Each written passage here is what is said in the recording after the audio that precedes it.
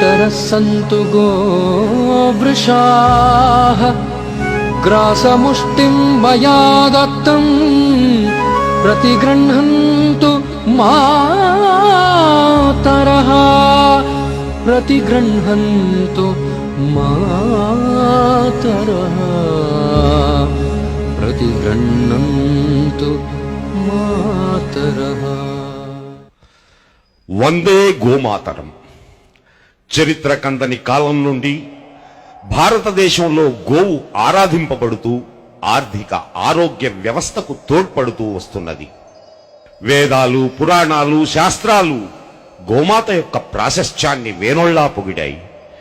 ఎన్నో కథలు, గాథలు ఆవు చుట్టూ నిర్మితమైనాయి.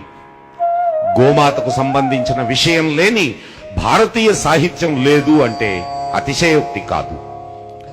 గోమాత భారతీయ జీవనంతో పెనవేసుకుని పోయిన ఓ అద్భుత శక్తి.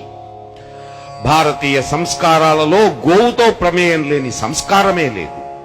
భారతీయుడు పుట్టిన నాటి నుండి గిట్టే వరకు గోమాత వెంట నడిచేలా శాస్త్రాలు, మహర్షులు ఈ జాతిని నిర్దేశించారు. గోవు సర్వ సంపత్ప్రదాయిని. 200 సంవత్సరాల క్రితం భారతదేశం భాగ్యదేశం. ఆంగ్లేయుల కుట్రల ఫలితంగా భారతదేశం బడుగు దేశంగా మారింది. భారతీయ ఆర్థిక వ్యవస్థకు మూల స్తంభాన్ని ఆంగ్లేయులు గుర్తించారు. అదే గోమాత. గో సంతతిని నిర్మూలిస్తే కానీ భారతదేశం తమ చెప్పు చేతలలోకి రాదనే కుట్రతో 1913లో కలకత్తాలో మొదటి గోవధశాల రూపుదిద్దుకుంది. దీనితో మొదలైన గోవధశాలలు స్వాతంత్ర్యం వచ్చిన తరువాత మరీ విస్తృత రూపం ధరించాయి. నేడు దేశవ్యాప్తంగా 36,000 నమోదైన పశువధశాలలు ఉన్నాయి. నమోదు కాని పశువధశాలలు మరో 10,000 వరకు ఉండవచ్చని అంచనా. నేడు రైతుల దుస్థితికి ఇదే మూల కారణం. కొన్ని గోవులతో ₹1 ఖర్చు లేకుండా, రసాయనిక ఎరువులు, పురుగు మందుల వాడకం లేకుండా అత్యధిక పంటను పండించిన రైతు వ్యవసాయ ఖర్చులు అధికమై, దిగుబడి శూన్యమై ఒక విషవలయంలో చిక్కుకుని దేశ ఆర్థిక వ్యవస్థకు మూల స్తంభమైన వ్యవసాయాన్ని, భూమిని విషతుల్యం చేసుకున్నాడు. పచ్చదనంతో కళకళలాడే మన పల్లెలు కళతప్పి జీవోత్సవాలుగా మిగిలాయి. దేశానికి అన్నం పెట్టే అన్నదాతలు, రైతన్నలు ఆత్మహత్యలు చేసుకునే పరిస్థితికి గ్రామాలు దిగజారాయి. దీనికి మూల కారణం గో ఆధారిత వ్యవసాయాన్ని మనం విడవడం. గోవులు వధ్యశాలకు వెళుతుంటే రైతులు ఉరితాళ్ల వైపు పయనిస్తున్నారు. గోవు ఆరోగ్యప్రదాయిని. 1851లో ఆంగ్లేయులు నిర్వహించిన జనాభా లెక్కల ప్రకారం భారతదేశంలో 8% మంది మాత్రమే రోగగ్రస్తులు ఉండేవాడు. 2011లో భారత ప్రభుత్వ జనాభా గణాంకాల ప్రకారం 76% మంది, అంటే 90 కోట్ల మంది భారతీయులు రోగగ్రస్తులు. ఈ 150 సంవత్సరాలలో ఏ పరిణామం జరిగింది? భారతీయులు దైవంగా భావించే గోమాతను వధించడమే. గోవు యొక్క పంచగవ్యాలు అంటే ఆవు పాలు, పెరుగు, నెయ్యి, మూత్రం, పేడ ఇవన్నీ ఔషధ గుణాలు కలిగినవే. ఆవు పాలు గోక్షీరం. ఆవు పాలు త్రాగడం వలన 15 రకాల రోగాలకు దూరంగా ఉంటారు. ఆవు పాలు అద్భుత పోషక ఆహారం. పిల్లలకు జ్ఞాపక శక్తిని పెంచుతుంది, సత్వగుణాన్ని పెంచుతుంది, ప్రశాంతమైన మానసిక స్థితిని కలిగిస్తుంది. నేడు ఆవు పాలు అనే పేరుతో జెర్సీ ఆవు పాలను ఇస్తున్నారు. ఇవి అత్యంత భయంకరమైన హృద్రోగాలకు, చక్కెర వ్యాధులకు, క్యాన్సర్కు కారణమవుతున్నాయని అమెరికా శాస్త్రవేత్తలు కనుగొన్నారు. ఈ పాలు A1 రకానికి చెందినవిగా నిర్ధారించారు. ప్రపంచం మొత్తం మీద ఒకే ఒక్క జాతి A2 అంటే ఆరోగ్యాన్నిచ్చే పాల ఉత్పత్తులను ఇస్తుంది.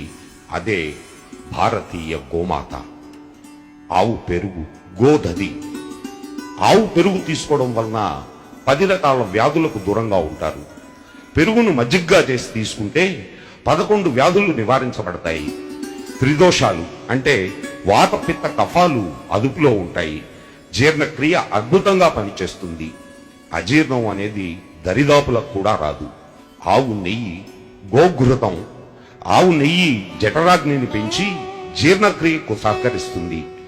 ఉన్మాదం, అపస్మారకం, మానసిక వ్యాధులు, కుష్టు లాంటి భయంకర వ్యాధులను నిర్మూలించడంలో ఆవు నెయ్యి అద్భుతంగా పనిచేస్తుంది.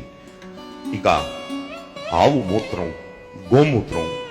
గోమూత్రంలో 24 రకాల రసాయనిక తత్వాలు ఉన్నాయని కనుక్కున్నారు. ఇవి క్రిమి సంహారకాలుగా పనిచేస్తాయి. గోమూత్రాన్ని సేవించే వారు 86 రోగాలకు దూరంగా ఉంటారని ఆయుర్వేదం చెబుతుంది. మూత్రపిండాల వ్యాధులు, కుష్టు, బొల్లి, చర్మ వ్యాధులు, పాండురోగం, క్యాన్సర్, పచ్చకామెర్లు, ఉదర శ్వాస రోగాలలో గోమూత్రం అద్భుతంగా పనిచేస్తుంది. గోమయం, ఆవు పేడ. గోమయాన్ని లేపనంగా వాడితే నేత్ర రోగాలు, ముఖ రోగాలు, వాత రోగాలు నయమవుతాయి. గోమయ భస్మంతో చేసిన పళ్లపుడి దంత రోగాలను అరికడుతుంది. గోమయే వసతే లక్ష్మి అంటారు. గోమయంలో లక్ష్మి నివసిస్తుంది అంటారు.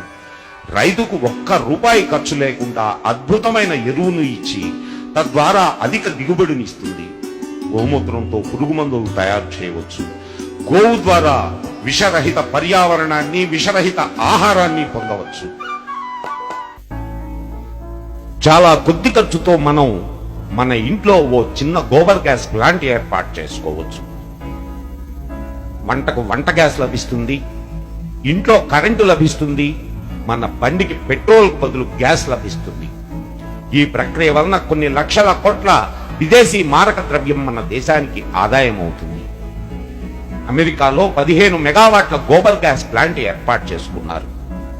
బ్రెజిల్ వారు మన భారతీయ గోసంతతిని దిగుమతి చేసుకుని బ్రీడింగ్ చేసి అమెరికా మొదలైన యూరప్ దేశాలకు ఎగుమతి చేస్తున్నారు. వాటి పాల ఉత్పత్తుల్ని వారి ఆరోగ్యం కోసం వినియోగించుకుంటున్నారు.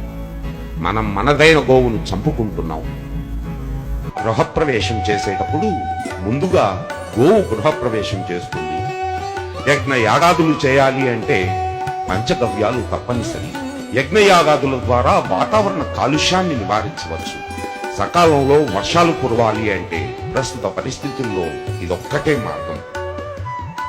భారతీయ గోమాత ప్రత్యేకత దాని మూపురు. ఈ మూపుర భాగంలో సూర్యకేతు నాడి ఉంటుంది. ఇది సూర్యుని నుండి శక్తిని గ్రహించి అది ఇచ్చే పాలతో పాటు మనకు ఇస్తుంది. అందుకే ఆవు పాలు పసుపు రంగులో ఉంటాయి. ఆవు పాలు బంగారం అయితే గేదె పాలు వెండి. సూర్యశక్తిని కలిగిన ఆవు పాలు తుష్టి, పుష్టి, ఆరోగ్యాలను మనకు ప్రసాదిస్తాయి. జాతీయ జంతువుగా పరిగణించాల్సిన గోమాత తన దేశంలో తన వారి చేతనే నరకబడుతూ ఉంది. కల్పవృక్షాన్ని కట్టెలకు కొట్టినట్లు కామధేనువును మాంసానికి నరకడం మన తెలివి తక్కువకు నిదర్శనం. స్వాతంత్ర్యానికి ముందు గాంధీ గారు గో సంరక్షణ గురించి ఆవేదన చెందారు. మీకు స్వాతంత్ర్యం కావాలా, గోవును వధించకుండా ఉండాలా అంటే నేను గోవును వధించకుండా ఉండడానికే సమ్మతిస్తాను. కావాలంటే నన్ను చంపండి, గోవును వదిలివేయండి అని గాంధీజీ ఆక్రోశించారు. కానీ స్వాతంత్ర్యానంతరం ఏర్పడిన ప్రభుత్వాలు ఏమీ గోవధ నిషేధానికి ప్రయత్నాలు చేయలేదు. మొదటి సిపాయిల తిరుగుబాటు గోహత్య ప్రేరణతో మంగల్ పాండే అనే 18 ఏళ్ల బాలుడితో మొదలైంది. మంగల్ పాండే కాల్చివేతతో మొదలైన ఈ ఉద్యమం 6,40,000 గ్రామాలలో గోశాలల ఏర్పాటుకు నాంది పలికింది. హిందువులు, ముస్లింలు అనే తేడా లేకుండా ఈ మహత్తర ఉద్యమంలో భారతీయులందరూ ఒక్కటైనారు. గోవులు సమృద్ధిగా ఉన్నప్పుడు భారతదేశ అభ్యుత్థానం, గోహననం జరుగుతున్నప్పుడు భారతదేశ పతనాలను మనం గమనించవచ్చు.